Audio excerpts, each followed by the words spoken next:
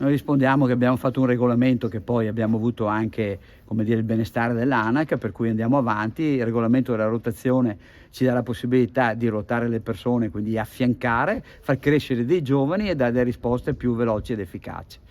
Per quanto riguarda la dirigenza, ricordo che abbiamo fatto il regolamento per i veterinari, quindi anche i veterinari che sono dei dirigenti avranno il principio della rotazione. Poi per quanto riguarda lo SPISA, i dirigenti SPISA, intanto sono pochi i medici chiaramente specialisti per quanto di medicina del lavoro, ma poi soprattutto il medico non esce mai, salvo situazioni che richieste dal magistrato. Il medico fa la valutazione di seconda istanza e quindi ha dei compiti completamente diversi dal tecnico.